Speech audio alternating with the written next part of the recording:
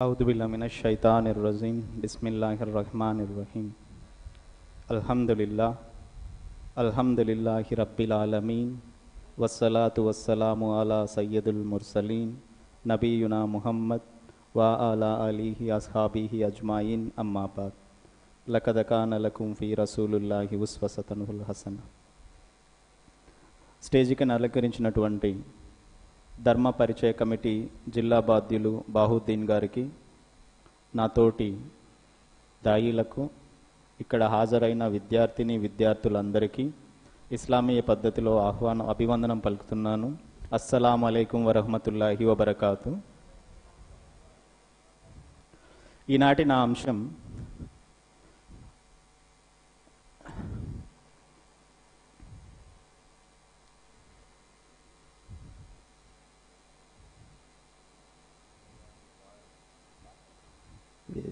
Marker ఇంకోటి ఉంది sir.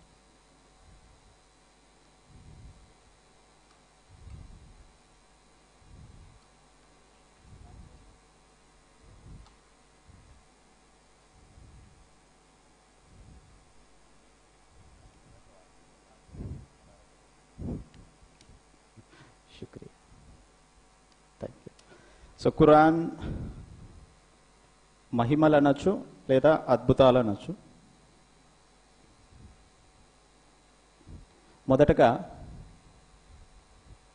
మనకి ఒక రెండు విషయాలకి తేడా తెలియాలి. ఆ రెండు విషయాలు ఏంటంటే, ఒకటి మాయాజాలం,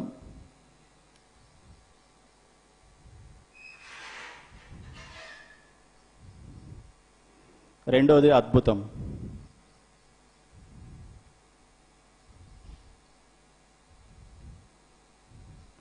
ఇందులో మాయాజాలానికి అద్భుతానికి ఒక చిన్న తేడా ఉంది, అది తెలియాలి ఫస్ట్. మాయాజాలం అంటే మ్యాజిక్ అంటాం. కొంతమంది నీటిపైన నడిచినట్లు, అలాగే గాలిలో ఎగిరినట్లుగాను కొన్ని రకాల మ్యాజిక్ చేస్తూ ఉంటారు. ఆ మ్యాజిక్కి అద్భుతానికి తేడా ఏంటంటే, ఉదాహరణకి మ్యాజిక్ ఒక ఎగ్జాంపుల్ కింద మీరు రోజు చూసేది కింద చెప్పమంటే, రోజు అంటే రోజు కాదు, సమ్మర్ సీజన్లో ఎండాకాలంలో రోడ్డు పైన దూరం నుంచి చూసినప్పుడు నీళ్లు కలెక్ట్ అయినట్టు ఉంటాయి. దాన్ని ఎండమావి అంటారు.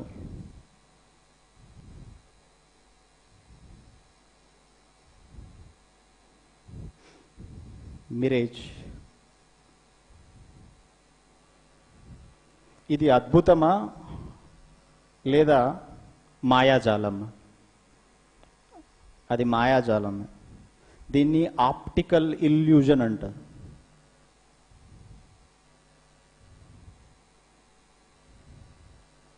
ఇల్యూజన్ అంటే అర్థం భ్రమించడం, లేనిది ఉన్నట్టుగా, ఉన్నది లేనట్టుగా భ్రమించడాన్ని ఇల్యూజన్ అంటారు. ఎండమావి కూడా ఒక భ్రమ. లేని దాన్ని ఉన్నట్టుగా చూపించడాన్ని, ఉన్నదాన్ని లేనట్టుగా చేయడాన్ని, భ్రమింపజేయడాన్ని వాళ్ళు చేయరు. భ్రమింపజేయడాన్ని ఏమంటారు అంటే మాయాజాలం అంటారు. మరి అద్భుతం అంటే సాధారణ విషయాలని, మనిషి చేయలేని విషయాలని, మన ఊహకందని విషయాలని ఎవరైనా చేసి చూపిస్తే వాటిని ఏమంటారు అంటే అద్భుతాలు అంటారు. అసాధారణ విషయాలు.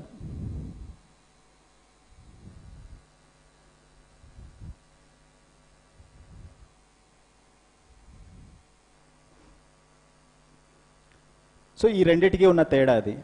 మాయాజాలానికి అద్భుతానికి ఉన్న తేడా ఇది. ఇక విషయంలోకి వస్తే, గ్రంథాలన్నీ కూడా ఖురాన్లో చెప్పబడినట్లుగా 4 గ్రంథాలు ఉన్నాయి. పేర్లు మీకు అందరికీ తెలిసే ఉంటుంది. ఒకసారి చెప్తారా? తౌరాత్, జబూర్, ఇంజిల్, ఖురాన్.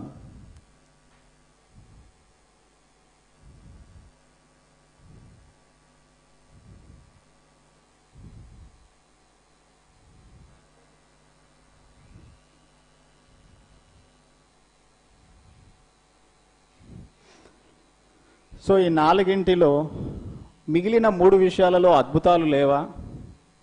ఈ 2 విషయాలు మీకు బాగా తెలుసు. తౌరాతులో అద్భుతాలు ఉన్నాయా లేవా? అలాగే ఇంజిల్లో అద్భుతాలు ఉన్నాయా లేవా? ఖురాన్లో మాత్రమే అద్భుతాలు ఉన్నాయా? తెలిసిన వాళ్ళు ఎవరన్నా ఉంటే చెప్పండి. తౌరాతులు ఏమన్నా అద్భుతాలని తెలిసిన విషయాలు మీకేమన్నా ఉన్నాయి? తౌరాత్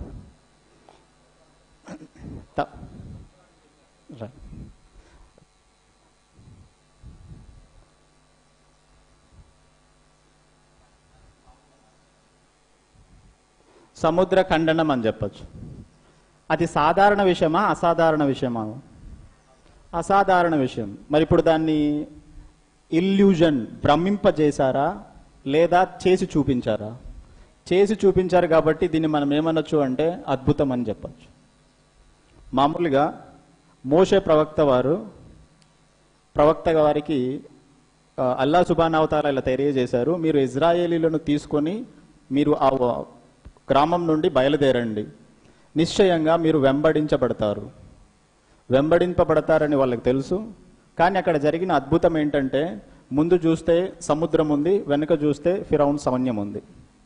అక్కడ మోషే వారికి అల్లా సుబ్హానహు వ తఆలా పైన నమ్మకం ఉంది, కానీ సముద్రాన్ని పార్టీషన్ చేస్తాడన్న విషయం చివరి వరకు ఆయనకు కూడా తెలియదు. సో మనం ఎప్పుడైతే ఒక నమ్మకాన్ని చాలా బలంగా ఉంచుకుంటామో దానికి తగినట్లుగానే మనకు వచ్చేటటువంటి రుజువులు కూడా ఉంటాయి. సో ఇక్కడ దీన్ని మనం అద్భుతంగానే భావించవచ్చు. ఇలాంటిదే తౌరాతులో జరిగిన ఇంకొక అద్భుతం ఏంటి అంటే, కర్రని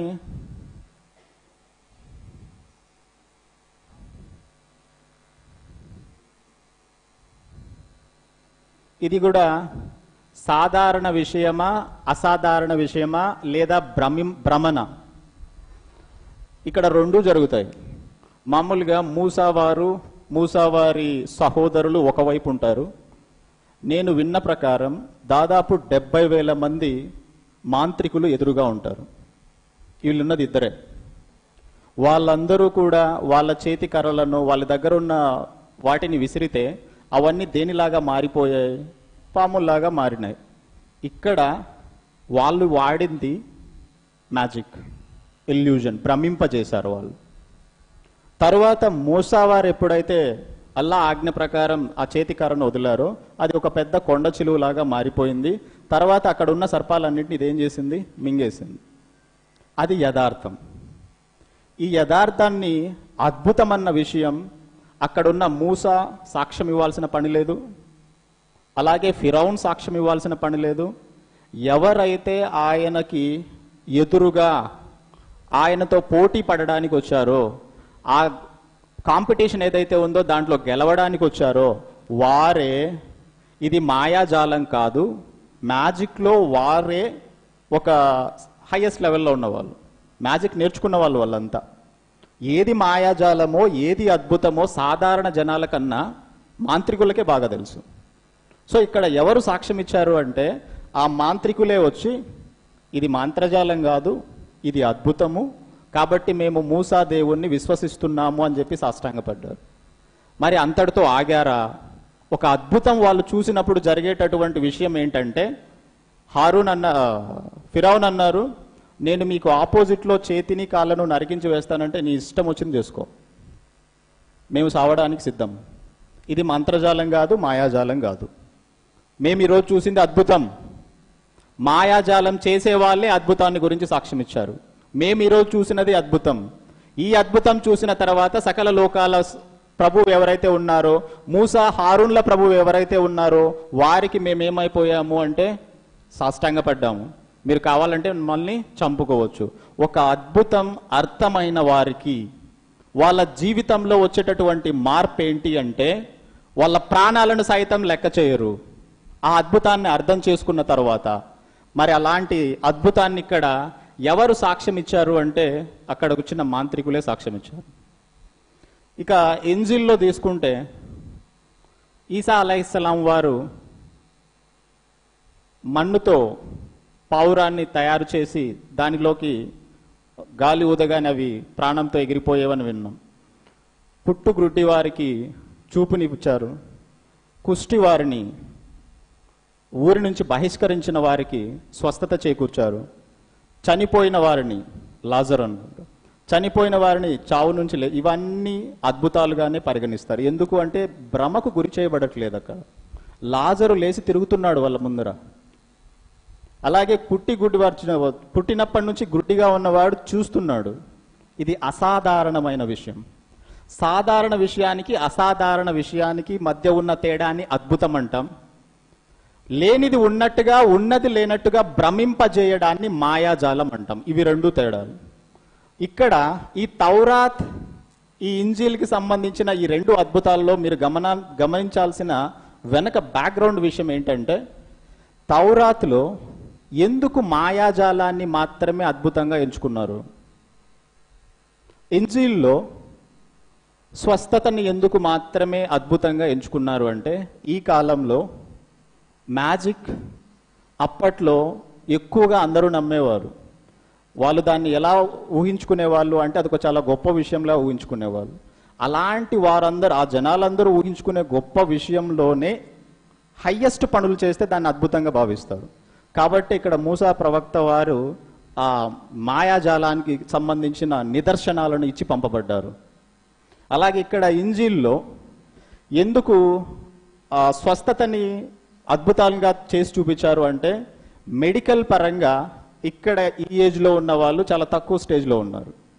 కుష్టు వారికి ఎలాంటి స్వస్థత లేదు, గ్రుడ్డి వారికి మెడిసిన్ లేదు, చనిపోయిన వాళ్ళను లేపడం అనేది ఊహాజనితంగా ఊహకు అందని విషయం అది. అలాంటి సమయంలో మెడికల్ మిరాకిల్స్, అద్భుతాలు అనేవి ఆ ఫీల్డ్లో జరిగినాయి. కాబట్టే ఇక్కడ కూడా అద్భుతాలు జరిగాయి. మరి ఇవన్నీ అద్భుతాలే అయినప్పుడు వీటన్నింటినీ ధృవపరుస్తూ, అంటే వీటిలో ఏది నమ్మదగిన విషయం, ఒకవేళ అందులో కల్పితాలకి చోటు చేసుకుని ఉంటే ఇందులో ఏది కరెక్ట్ విషయము, ఏది కరెక్ట్ విషయము కాదు అని చెప్పి గీటురాయిగా చిట్ట చివరిగా ముహమ్మద్ సల్లల్లాహు అలైహి వసల్లం వారిపై అవతరింపజేయబడిన గ్రంథం అనేది ఉత్త అద్భుతం కాదు, ఇది అద్భుతాలకే అద్భుతం. సో ఖురాన్ అనేది కేవలం అద్భుతం అని చెప్పడం, ఇది అద్భుతాలకే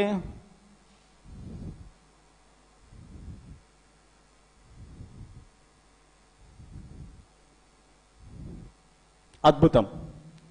ఎందుకు సార్? ఒక్కసారి ఖురాన్ 15:9 సార్, 15:9, 15:9.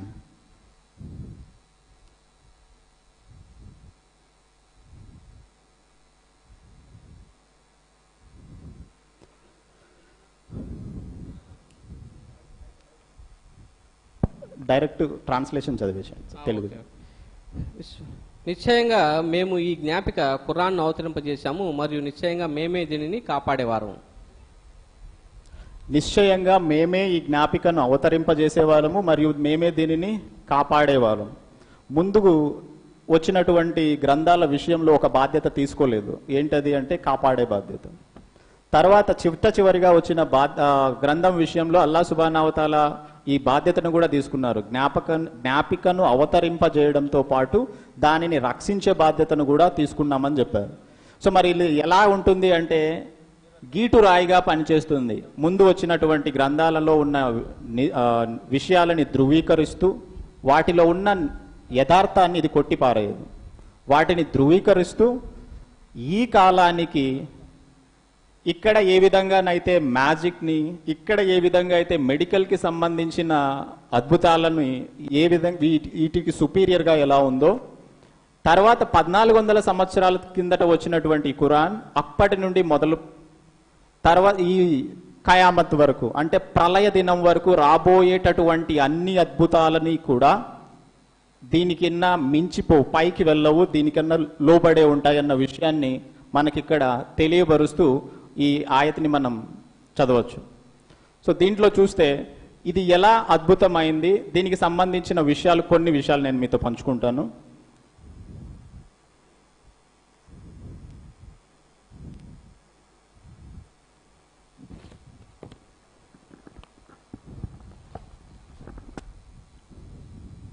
ఇది నేను ఫస్ట్ క్లాస్ నుంచి చెప్తున్నాను.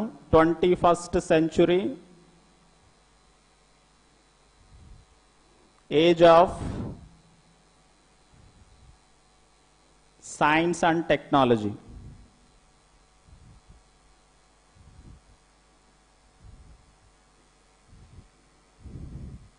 నేను మొట్టమొదటి క్లాస్ నుండి ఈ రోజు క్లాస్ వరకు చెబుతున్న విషయాలన్నీ చాలా చిన్న విషయాలే. మీరు అనుకుంటున్నట్టు చాలా పెద్ద పెద్ద విషయాలు ఏమీ కాదు. మీరు 5వ తరగతిలోనో 9వ తరగతిలోనో 10వ తరగతిలోనో చదువును చదవాల్సిన విధంగా చదివింటే అర్థమయ్యేటే. ఇది అతి భయంకరమైన విషయాలు అయితే మాత్రం అసలే కాదు. 21st సెంచరీని సైన్స్ అండ్ టెక్నాలజీ అని అంటూనే ఒకవేళ ఇంకో కొంత డౌట్ ఉంటుంది. తౌరాతులో ఏమైంది? మాయాజాలం ఈ రోజుటికి పాతబడిపోయింది కదా. ఇంజిల్లో ఉన్న మెడికల్ సంబంధించిన విషయాలు ఏమైనా ఈరోజు పాతవైపోయినాయి కదా. మరి సైన్స్ అండ్ టెక్నాలజీ కూడా పాతవి కాదా? ఈ రోజు నుంచి మొదలుపెట్టి పోయే కొద్దీ సైన్స్ పెరుగుతా పోతుంది తగ్గితే తగ్గదు. మానవుని జీవన పరిణామం పెరుగుతుంది కానీ తగ్గట్లేదు ఇంకా. కాబట్టి ఇక్కడి నుంచి తీసుకుంటే సైన్స్ డెవలప్ అవుతా వెళ్తుందే తప్ప సైన్స్ ఎక్కడా కూడా ఇది డ్రాప్ అయిపోయింది. ఎందుకు అంటే జీవన విధానమే సైన్స్. సైన్స్కున్న డెఫినేషన్లో ఒకానొక డెఫినేషన్ ఏంటి అంటే it is a study of natural phenomenon, సహజ దృగ్విషయాల అధ్యయనం.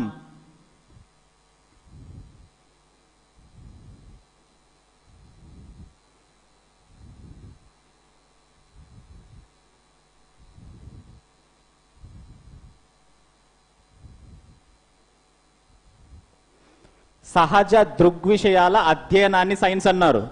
ఇందులో సహజ దృగ్విషయాలు అంటే మీకు ఏం తెలుసు ఇప్పటిదాకా? సూర్యోదయం సహజ దృగ్విషయం, సూర్యాస్తమయం సహజ దృగ్విషయం, ఫార్మేషన్ ఆఫ్ మిరేజ్ ఎండమావి సహజ దృగ్విషయం, సీజన్స్ ఫామ్ అవ్వడం సహజ దృగ్విషయం, ఎర్త్ క్వేక్ సహజ దృగ్విషయం, ఫార్మేషన్ ఆఫ్ రెయిన్బో ఇంద్రధనస్సు విషయం.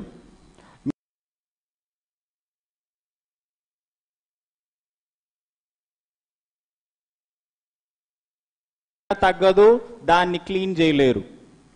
మీరు ఇప్పుడు ఏ విషయాలు నేర్చుకున్నా కూడా దాని ఫండమెంటల్స్ కిందకే వస్తాయి. మనం అడ్వాన్స్డ్ ఎక్స్ట్రాడినరీకి దాటి వెళ్ళట్లేదు.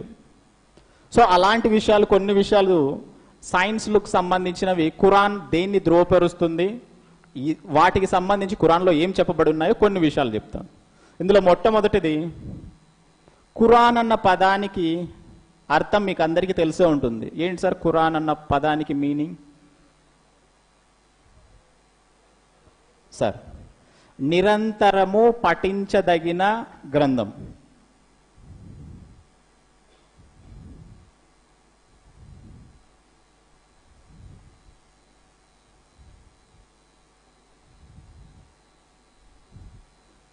నిరంతరము అంటే అర్థం అంతరాయం లేకుండా. ఆయన మా క్లాస్ తీసుకున్నాడు, మా గురించి క్లాస్లో ఏ మాట్లాడుతూ ఉంటారు. మా క్లాస్ తీసుకున్నాడు, గంటన్నర గ్యాప్ లేదు, మామూలుగా ఉండదు. తలకాయ నొప్పి ఎట్టుండదు అంటే అటు ఉంటుంది. ఇలా ఉంటుంది మా పిల్లల డిస్కషన్ ఒకరికొకరు. నిరంతరాయము అంటే అంతరాయం లేనిది, గ్యాప్ లేనిది. ఖురాన్ నిరంతరాయంగా 24 గంటలు ఒక్క చోట కూడా గ్యాప్ లేకుండా పఠించబడుతూనే ఉందా? ఈ పదానికి ఉన్న, ఈ పేరుకున్నటువంటి మీనింగ్ అది ఉందా అంటే డెఫినెట్గా ఉంది. ఎందుకు? ఎర్త్ రొటేట్ అవుతుందా, ఆగిపోయిందా? రొటేట్ అవుతుంది. మామూలుగా ఎర్త్ ఎంత స్పీడ్తో రొటేట్ అవుతుంది? మామూలుగా మనకందరికీ తెలుసు. కాలి కింద భూమి కదులుతుందా, కదలట్లేదా, ఆగి ఉందా అంటే అందరం చెప్పేది భలే చెప్తాను సార్, కాలి కింద భూమి ఆగిపోయే ఉంది అంటాం. ఈవెన్ నేను చెప్తున్న విషయాలన్నీ యంగ్స్టర్స్కి 100కి 100% బాగా మ్యాచ్ అవుతాయి. ఇన్స్టాగ్రామ్లో, ఫేస్బుక్లలో వాళ్ళు స్టోరీలు పెడతా ఉంటారు. కొత్త బైక్ కొన్నారు అనుకోండి, బైక్ అనేవి ఇష్టపడటం సహజమే. అల్లా సుబ్హానహు తఆలా ఖురాన్లో 4 విషయాలను పరీక్షగా చేశారని చెప్పారు. అందులో మొట్టమొదటి విషయం ఏంటి అంటే స్త్రీలు, పంట భూములు, మేలుజాతి గుర్రాలు, సంతానం. ఈ 4 విషయాలలో మీకు పరీక్షలు ఉంటాయన్నారు. అందులో ఒకానొక విషయం మేలుజాతి గుర్రాలు. అరబులు స్పీడ్ని ఇష్టపడతారు. ఆ దానికి ఆల్టర్నేటివ్ విషయమే ఇప్పుడు కార్లు అనుకోవచ్చు. కొత్త బండి, మామూలు బండి, స్ప్లెండర్లు ఇటు వద్దు, మాకు కేటీఎంలు పెద్ద పెద్దవి కావాలా. దాంట్లో 100 స్పీడ్ దాటైందనుకో, స్క్రీన్ షాట్ పెడతాడు, టుడే 100 స్పీడ్ అని పెట్టింటారు లేదా చూసుంటారు. అవునా కదా? మీరు చెప్పండి, మీరు బైక్లో 100 పోతున్నారు, నేను ఆగి ఎంత పోతానంటే 1670.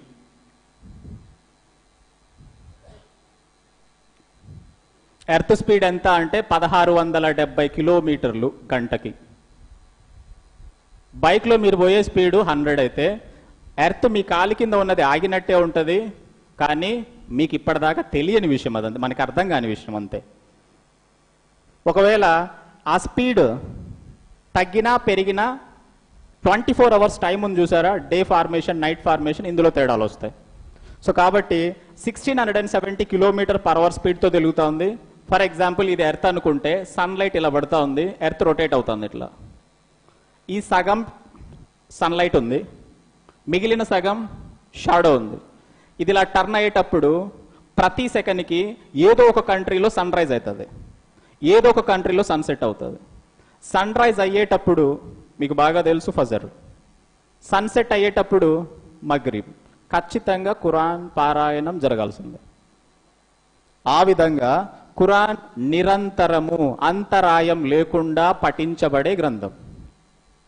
అలాగే బైబిల్కి కూడా జస్ట్ ఇది ఎలాగో షేర్ చేశాను కాబట్టి ఈ 2 విషయాలు చెప్పేస్తాను మీకు.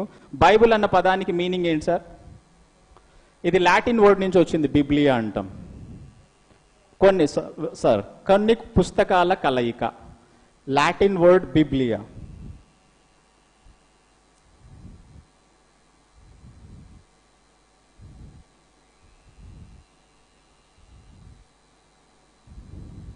బంచ్ ఆఫ్ బుక్స్, కొన్ని పుస్తకాల కలయిక అంటాం. అలాగే వేదాస్ అన్న పదానికి మీనింగ్ వేద, ఇది సంస్కృత పదం. నాలెడ్జ్,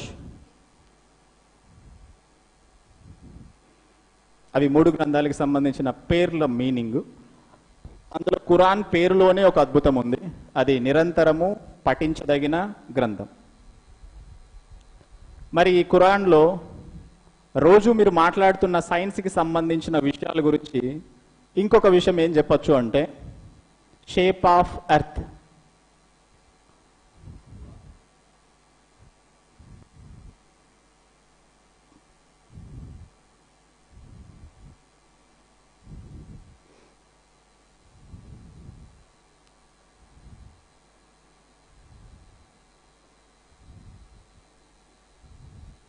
ఎర్త్ ఏ షేప్లో ఉంది అంటే ముందు ఉన్నటువంటి వారి యొక్క నాలెడ్జ్ ప్రకారం ఎర్త్ ఫ్లాట్గా ఉంది అనేది. ఎలా ఉండేది అంటే బల్లపరుపుగా ఉంది అనేది ముందు యొక్క సైన్స్ డెవలప్ అవ్వక ముందు ఉన్నటువంటి ఒక ఊహ. ఎర్త్ ఫ్లాట్గా ఉందనడానికి రీజన్ ఏంటంటే దానికి పెద్ద ఎక్స్ప్లెనేషన్ అవసరం లేదు. ఇక్కడ నుంచి అక్కడ దాకా మీకు కనుచూపు మేరలో చూస్తే ఎర్త్ ఫ్లాట్గానే ఉంది. ఓల్డెన్ డేస్లో, పాతకాలంలో జనాలు ఒకే డైరెక్షన్లో ఎక్కువ దూరం ట్రావెల్ చేయాలంటే భయపడేవాళ్ళంట. ఎందుకు అంటే భూమి చివరికి కింద పడిపోతే, ఇది వాళ్ళకున్న భయం. అందుకే ఒక సైంటిస్ట్ ఏం చేశాడంటే, పేరు మర్చిపోయాను నేను, ఒక షిప్ తీసుకొని ఒకే కంపాస్ తీసుకున్నాడు, ఒకే డైరెక్షన్లో ట్రావెల్ చేశాడు. 3 నెలలు ట్రావెల్ చేసి ఫైనల్గా ఎక్కడ మొదలయ్యాడు మళ్ళీ తిరిగి అక్కడికే వచ్చినాడు. అక్కడికే వచ్చి ఆయన ఏం ప్రపోజ్ చేశాడు అంటే ఎర్త్ అనేది మీరు అనుకుంటున్నట్టు ఫ్లాట్గా లేదు, ఎక్కడ మొదలయ్యారో నేను మళ్ళీ తిరిగి అక్కడికే వచ్చాను అంటే ఖచ్చితంగా నేను ఎలా తిరిగిండాలి, ఒక సర్కిల్లో తిరిగిండాలి. అలా తిరిగినప్పుడు మాత్రమే మొదలైన చోటుకే వచ్చే ఛాన్స్ ఉంది తప్ప ఫ్లాట్గా ఉంటే అంటే నేను దూరం వెళ్ళిపోయేవాడిని. ఇది మొదటి అబ్జర్వేషన్ అని చెప్పొచ్చు. ఇక రెండో విషయం మనం ఏం చెప్పొచ్చు అంటే హార్బర్లో మీరు కూర్చున్నప్పుడు, హార్బర్ అంటే ఏంటి సార్? ఓడరేవులు అంటాం.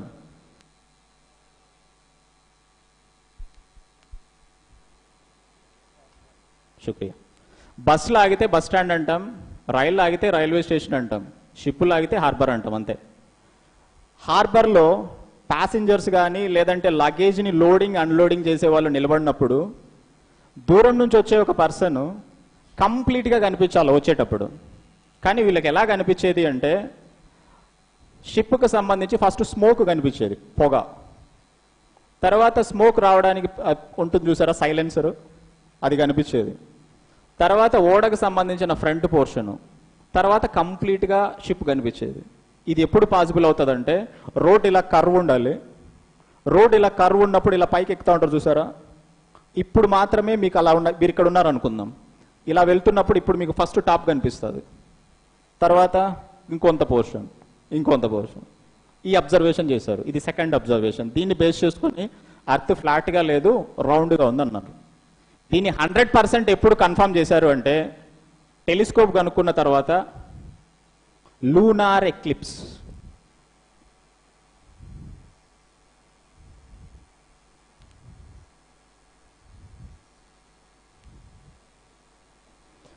లూనార్ ఎక్లిప్స్ అంటే చంద్రగ్రహణం అంటాం కదా, చంద్రుడు కనిపించకుండా పోతారు. చంద్రుడు కనిపించకుండా ఎందుకు పోతాడు? ఎర్త్ నీడ చంద్రుడి పైన వచ్చి పడుతుంది.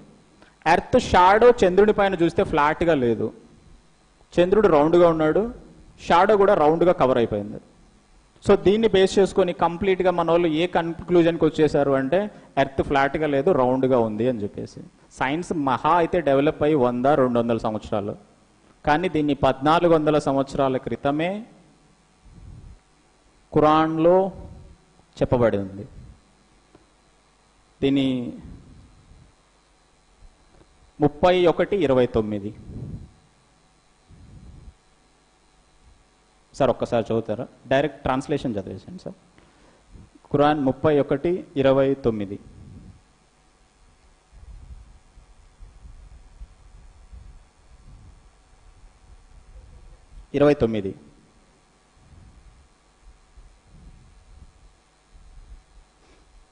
బిస్మిల్లాహిర్రహ్మానిర్రహీం. ఏమి నీకు తెలియదా? నిశ్చయంగా అల్లా రాత్రిని పగటిలోకి ప్రవేశింపజేస్తున్నాడని మరియు పగటిని రాత్రిలోకి ప్రవేశింపజేస్తున్నాడని మరియు సూర్యుడిని మరియు చంద్రుడిని నియమబద్ధులుగా చేసి ఉంచాడని ప్రతి ఒక్కటి తన నిర్ణీత కాలంలో మరియు పరిధిలో తిరుగుతూ ఉంటాయని మరియు నిశ్చయంగా మీరు చేసేదంతా అల్లా ఎరుగునని. ఇక్కడ నేను ఇంకొక రెఫరెన్స్ 100% మ్యాచ్ అయ్యేది ఉంది. ఇది తీసుకోవడానికి రీజన్ ఏంటంటే ముందు చెప్పిన విషయాన్ని దీన్ని రెండింటిని ధ్రువపరుస్తుంది. ఇది ముందు ఏ విషయం చెప్పుకున్నాం? పగటిని రాత్రిలోకి, రాత్రిని పగటిలోకి ప్రవేశింపజేస్తుంది. కంటిన్యూగా డే అండ్ నైట్ ఫార్మేషన్ జరుగుతున్నాయని చెప్పాను కదండి.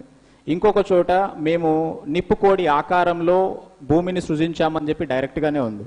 ఈ ఆయత్ ఇక్కడ రెఫర్ చేయడానికి రీజన్ ఏంటి అంటే రెండింటికి మ్యాచ్ అవుతుంది. ఇది సర్కిల్ షేప్లో అంటే స్పెరికల్ షేప్లో ఉన్నప్పుడు మాత్రమే రాత్రి లోపలికి పగలు, పగలి లోపలికి రాత్రి ప్రవేశించడం జరుగుతుంది. అలా కాకుండా ఇలా ఫ్లాట్గా ఉంది అనుకుందాం, డైరెక్ట్గా అటువైపు డే ఇటువైపు నైట్, ఇది ఒకదానిలోంచి ఒకదానికి కంటిన్యూగా మేనర్లో ఫాలో అవ్వడం జరగదు. ఫాలో అవ్వాలంటే ఒకరి వెనక ఒకరు ఉండాలి, అతను వెళ్తున్న ప్లేస్లోంచి ఇతను ట్రావెల్ అవ్వాలి, అప్పుడు మాత్రమే ఫాలో అవ్వగలరు. ఇది కుదరదు, ఇలా ఉంటే కుదరదు. ఫ్లాట్గా ఉంటే, రౌండ్గా ఉంటే పాసిబుల్ అవుతుంది. కాబట్టి ఈ ఆయత్ రెండిటికి బలాన్ని చేకూరుస్తుందని ఈ ఆయత్ తీసుకోవడం జరిగింది. ఇక అలాగే Quran 39:6 first one ship sailing sir 39:6.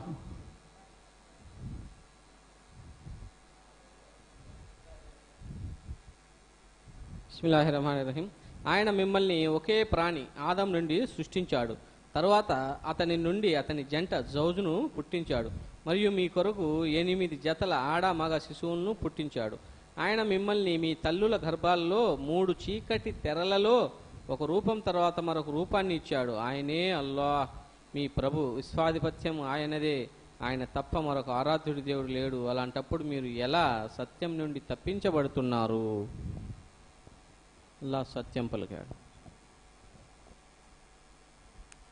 So నేను ఈ ఆయతలో ఒక భాగాన్ని తీసుకుంటున్నాను. తల్లుల గర్భాలలో 3 చీకటి పొరలు. దాదాపుగా మెడికల్కి సంబంధించిన సైన్స్ ఈరోజు అడ్వాన్స్డ్ లెవెల్లో డెవలప్ అయ్యి ఉంది. ఒక 100 years, 150 years, 200 years బ్యాక్ వెళ్తే స్టమక్ లోపల ఒక ఫీటస్, ఒక ఎలా పిండం డెవలప్ అవుతుందన్న విషయం తెలియదు. కానీ దాన్ని కట్ చేసిన తర్వాత సిజేరియన్ ఆపరేషన్ వచ్చేంత వరకు ఈ విషయం తెలియదు. తల్లుల గర్భాలలో 3 చీకటి పొరలు. మీరు కట్ చేస్తే ఒక లేయరే స్టమక్లో ఉందనుకుంటాం, కానీ ఒక్క లేయర్ కాదు, 3 లేయర్స్ ఉన్నాయి. ఈ 3 లేయర్స్ని సృష్టించిన వారు అల్లా సుబ్హానహు వ తఆలా. ఆయనకి మాత్రమే దాని మెకానిజం తెలుసు కాబట్టి 1400 సంవత్సరాల క్రితమే దీని గురించి మెడికల్ సంబంధించిన విషయాన్ని ఇక్కడ చెప్పడం జరిగింది. ఇది ఖురాన్కి సంబంధించిన అద్భుతం అనే చెప్పాలి. ఈ ఆయతని రెఫర్ చేసి కూడా చాలామంది మెడికల్ ఫీల్డ్ వాళ్ళు ఇది అద్భుతంగానే స్వీకరించారు. దీని తర్వాత ఇంకొక విషయము, ఖురాన్ 75:3-4. Sir please. బిస్మిల్లాహిర్రహ్మానిర్రహీం. ఏమిటి, మేము అతని ఎముకలను ప్రోగు చేయలేమని మానవుడు భావిస్తున్నాడా? వాస్తవానికి మేము అతని వ్రేళ్ల కొనలను కూడా సరిగ్గా సవరించగల సమర్థులము. ఆధార్ కార్డు మీరు అందరూ తీసుకొని ఉంటారు. తీసుకున్నారా సార్? ప్రతి ఒక్కరికి ఆధార్ కార్డు ఉంది కదా. 5 years అయిందా, 10 years అయిందా వచ్చి, పోనీ 20 years. ఆధార్ కార్డు మెకానిజమే ఫింగర్ ప్రింట్. ఫింగర్ ప్రింట్ అనేది భూమి మొదలైనప్పటి నుంచి మొదలు పెట్టుకొని ఖయామత్ వరకు ఎంతమంది పుడతారో ఒకరి ఫింగర్ ప్రింట్ ఇంకొకరికి 100% మ్యాచ్ కాదు. ఇంపాసిబుల్. ఒకవేళ మ్యాచ్ అవుతుంది అనుకుందాం, ఆధార్ కార్డు పనిచేయదు. ఒకటి ఫింగర్ ప్రింట్ ఇంకొకటికి మ్యాచ్ అయితే ఇంత పెద్ద సిస్టంలో ఎక్కడిదో ఒక చోట మ్యాచ్ అయ్యేది. ఇప్పుడు ప్రాణంతో ఉన్నవాళ్ళే కాదు, భూమి మొదలైనప్పటి నుంచి కంటిన్యూగా దాన్ని అంతమయ్యేంత వరకు ఇద్దరు ఫింగర్ ప్రింట్లు ఎక్కడ మ్యాచ్ కావు. ఈ విషయాన్ని సైన్స్ ఈ మధ్య తెలుసుకుంది, కానీ 1400 సంవత్సరాల క్రితం ఖురాన్ దీన్ని కూడా మెన్షన్ చేసింది. సో ఇక ఫైనల్గా నేను ఒక చిన్న విషయాన్ని చెప్పి ఈ టోటల్ నా విషయాన్ని కన్క్లూడ్ చేస్తాను. అదేంటంటే షిప్ల గురించి.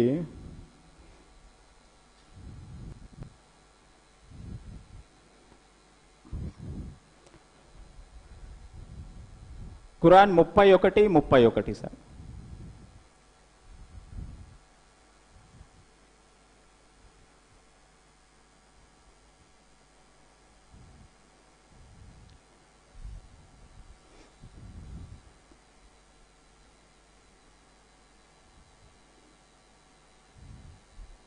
బిస్మిల్లాహిర్రహ్మానిర్రహీం. ఏమి నీకు తెలియదా, మీకు కొన్ని సూచనలను తెలపటానికి అల్లా అనుగ్రహంతో ఓడ సముద్రములో పయనం చేస్తున్నదని? నిశ్చయంగా ఇందులో సహనం వహించే ప్రతి వానికి కృతజ్ఞునికి ఎన్నో సూచనలున్నాయి. అల్హమ్దులిల్లాహ్. సహనం వహించేవానికి, కృతజ్ఞతలు చూపేవానికి ఓడలు గమనించినా సరే దాంట్లో సూచనలు ఉన్నాయి. ఇప్పుడు ఒకసారి చెప్పండి, 10 గ్రాముల రాయి వాటర్లో వేస్తే, నీళ్ళలో వేస్తే మునిగిపోతుందా, తేలుతుందా? ఒక 10 గ్రాములే ఉంది చిన్న స్టోన్, వాటర్లో వేస్తే మునిగిపోతుందా, ఫ్లోట్ అవుతుందా? మునిగిపోతుంది. 1000 టన్నుల ఓడైనా మెటల్తో తయారైంది. ఇంకా లేదా కొన్ని ఓడలు ఎంత పెద్దగా ఉంటాయంటే, మీరు ఒకసారి చూసే ఉంటారు ఇంటర్నెట్లలో వాడి క్రూజియర్ షిప్స్ అన్ని. అంత పెద్ద భవనాలు కూడా వాటర్లో ఇంకా తేలుతూనే ఉన్నాయి. మొట్టమొదట ఈ ఇంజనీరింగ్ని ఎవరు ప్రారంభించారు? అయూబ్ గారు, నూహ్ అలైహిస్సలాం. అవునా? ఆయనే అల్లా సుబ్హానహు వ తఆలా ఆజ్ఞతో దేన్ని తయారు చేశారు? ఓడను తయారు చేశారు. చూసిన వాళ్ళందరూ నవ్వారు. ఇది ఎడారి దేశము, ఇప్పటిదాకా ఇలాంటి వస్తువు ఉపయోగించిన దాఖలాలు లేవు, ఇలాంటిది ఒకటి ఉందని కూడా తెలియదు. అలాంటిది ఆయన చూసి ఏం చేశారు? అందరూ నవ్వున్నారు. మరి అలాంటిది షిప్లు ఫ్లోట్ అవ్వడంలో మీకు ఒక సూచన ఉంది. ఎలా ఉంది ఆ సూచన? ఇందులో ఉన్న సైన్స్ ఏంటి? సైన్స్ ఏంటంటే ఇది 2 కాన్సెప్ట్లని బేస్ చేసుకొని పనిచేస్తుంది. ఒకటి బయాన్సీ, ఇది డెన్సిటీ పైన డిపెండ్ అయింది. రెండోది ఆర్కిమిడిస్ ప్రిన్సిపల్. ఇది కూడా పెద్ద సైన్స్ ఏం కాదు, 8వ తరగతి లెసన్ ఇది. Density, Archimedes principle. ఈ ప్రిన్సిపల్ మీకు అర్థమైతే 2 సముద్రాలు ఎందుకు ఒకదానితో ఒకటి కలవకుండా ఉన్నాయి? ఇది కూడా ఖురాన్లో ఉంది కదా, మేము 2 సముద్రాలను ఒకదానితోటి కలవడానికి వదిలాము, ఒకటి ఇంకొక దానికి దాటిపోలేదు అని చెప్పి. ఈ విషయాలన్నీ ఖురాన్లో 1400 సంవత్సరాల క్రితమే మెన్షన్ చేయబడినాయి, కానీ ఇది సైన్స్ ఈ రోజు కాలంలో తెలుసుకుంటుంది. సో ఇక్కడ ఈ బయాన్సీ ఎలా పనిచేస్తుందో ఒక 2 minutes చెప్పేస్తాను నేను. ఉదాహరణకి నా దగ్గర density formula mass by volume, 10 grams stone ఉంది, లేదా ఒక 10 grams ఐరన్ ఉంది. దాన్ని ఫ్లాట్ చేశాను అనుకోండి, హిట్ చేశాను అనుకోండి, అది స్ప్రెడ్ అవుతుంది. దాన్ని మాల్యబిలిటీ ప్రాపర్టీ అంటాం. ఆ స్ప్రెడ్ అయిన దాన్ని షీట్ లాగా ఫోల్డ్ చేసి వాటర్లో వదిలితే అది తేలుతుంది. డైరెక్ట్గా 10 grams స్టోన్ లాగా ఉన్న ఐరన్ని వదిలితే మునిగిపోతుంది. మరి దానికి దీనికి మీరు తేడా ఏం గమనించినారు? చిన్న కాన్సెప్ట్. వాల్యూమ్ పెరిగింది, సైజు పెరిగింది, అవునా కదా? Density of water 1 gram/centimeter cube. ఇది వాటర్ డెన్సిటీ. వాటర్ డెన్సిటీ కన్నా ఎక్కువ డెన్సిటీ ఉన్న ఆబ్జెక్ట్లన్నీ మునిగిపోతాయి, వాటర్ డెన్సిటీ కన్నా తక్కువ డెన్సిటీ ఉన్న ఆబ్జెక్ట్లన్నీ పైకి తేలుతాయి. ఉదాహరణకి ఇక్కడ మీరు తీసుకున్న 10 grams తీసుకున్నారు, వాల్యూమ్ వచ్చేసి length into breadth into height వేస్తే వాల్యూమ్ వస్తుంది. 1 centimeter into 1 centimeter into 1 centimeter వేసారు అనుకోండి, 1 centimeter cube, 10 gram/centimeter cube. 10 అనేది 1 కన్నా పెద్దదా చిన్నదా? పెద్దది. 10 పెద్దది కాబట్టి మీరు ఇలాంటి ఒక ఐరన్ నెయిల్ తీసుకొని దాంట్లో వేస్తే 10 అనేది 1 కన్నా పెద్దది కాబట్టి డెన్సిటీ ఎక్కువ ఉంది, మునిగిపోతుంది. మీరు దీన్నే ఒక హ్యామర్ తీసుకొని హిట్ చేశారు, లెంత్ బ్రెడ్త్ హైట్ 1 1 1 ఉంది కదా, అది చేంజ్ అయింది. ఎలా చేంజ్ అయింది అంటే 5 5 5గా మారిపోయింది. లెంత్ 5 centimeter స్ప్రెడ్ అయింది, బ్రెడ్త్ 5 అయింది, హైట్ 5 అయింది. డబ్బాలాగా తయారు చేశారు. ఇప్పుడు వాల్యూమ్ 5 5 25, 25 5 125. ఇప్పుడు మాస్ బై వాల్యూమ్ అంటే బరువు ఏం మారదు కదా, హిట్ చేస్తే 10 grams అలాగే ఉంటుంది. 10/125. ఇప్పుడు వాల్యూ <1 కన్నా చిన్నది వస్తుంది దీన్ని డివిజన్ చేస్తే. ఇప్పుడు ఏమైంది? డెన్సిటీ తగ్గిపోయింది. రావాలా? వస్తేనే తేలుతుంది, లేదంటే రాదు. దాని డెన్సిటీ 1 gram/centimeter cube కన్నా తక్కువ వస్తుంది, అప్పుడు వాటర్లో ఫ్లోట్ అవుతుంది. వాటర్ డెన్సిటీ కన్నా ఆబ్జెక్ట్ డెన్సిటీ ఎక్కువ అయితే ఆబ్జెక్ట్ సింక్ అవుతుంది, మునిగిపోతుంది. వాటర్ డెన్సిటీ కన్నా ఆబ్జెక్ట్ డెన్సిటీ తక్కువ అయితే ఆబ్జెక్ట్ ఫ్లోట్ అవుతుంది, తేలుతుంది. తక్కువైతే ఫ్లోట్. సో ఇది ఖురాన్లో ఉన్న ఇంకొక అద్భుతం. ఇదే విషయాన్ని ఖురాన్ 55, 19, 20 విషయంలో చెప్తుంది.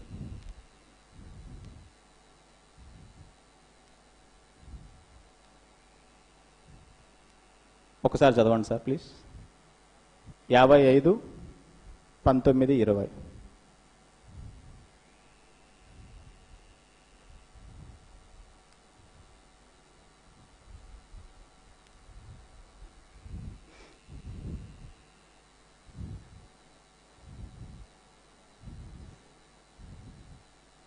బిస్మిల్లాహిర్రహ్మానిర్రహీం. ఆయనే 2 సముద్రాలను కలుసుకోవటానికి వదిలిపెట్టాడు, ఆ రెండిటి మధ్య అవి అతిక్రమించలేని అడ్డుతెర ఉంది.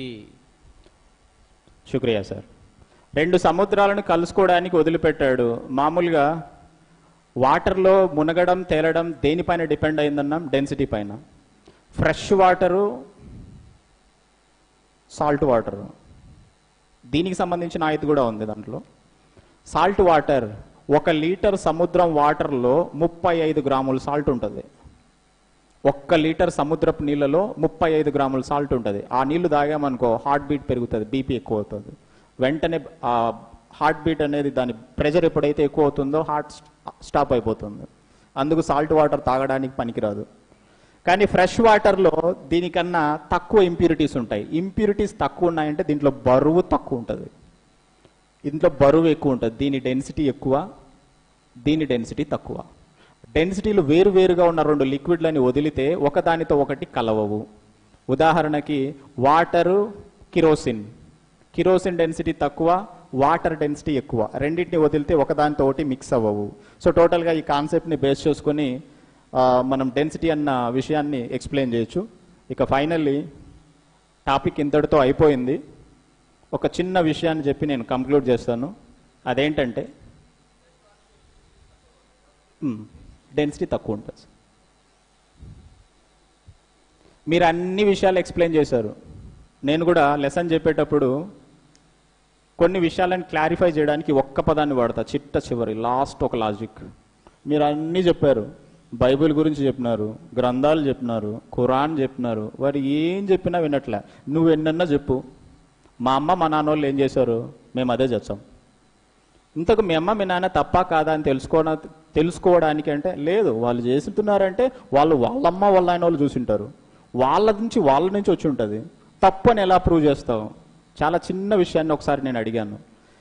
నీ దగ్గర ఆధార్ కార్డు ఉంది, డూప్లికేట్ కాపీ తీసుకొని రావాలి. చిన్న క్వశ్చనే, ఒకసారి ఆన్సర్ చేయడానికి ట్రై చేయండి.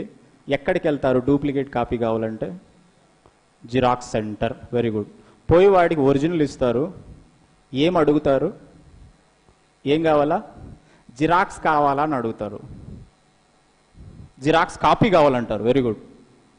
మీరు ఇక్కడ అడగాల్సిన పదము మీకు షాపోడికి 100లో 90 మందికి తెలియదు. 90 కాదు 99 వేసుకోవచ్చు. ఇది ఒక కంపెనీ పేరు. మీరు అడగాల్సింది అది కాదు. Photostat copy.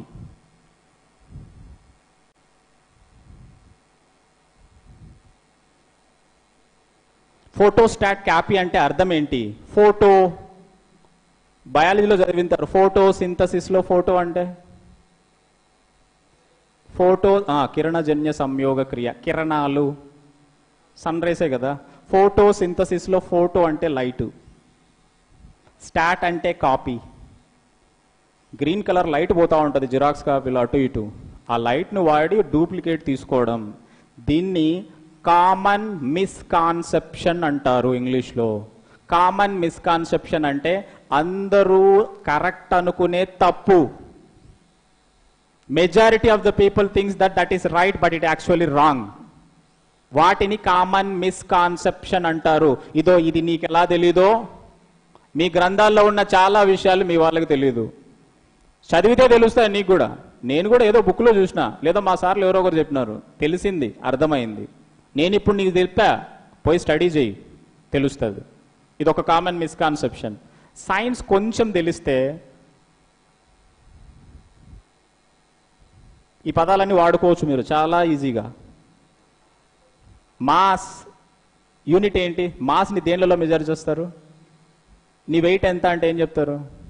40 కేజీలు, 70 కేజీలు, 90 కేజీలు. ఇది కూడా కామన్ మిస్కాన్సెప్షనే. మీరు అడుగుతున్నది వెయిట్, వాడు చెప్తున్నది మాసు. మాస్కి బరువు యూనిట్ కేజీ, వెయిట్కి యూనిట్ న్యూటన్. వెయిట్ని న్యూటన్లలో, నీ వెయిట్ ఎంతరా అంటే నేను 20 న్యూటన్, 120 న్యూటన్, 400 న్యూటన్ ఇలా చెప్పాలా. కానీ మీరు చెప్తున్నది మాసు, అడిగేది వెయిట్. వీటన్నింటినీ కామన్ మిస్కాన్సెప్షన్ అంటారు. Heat, temperature.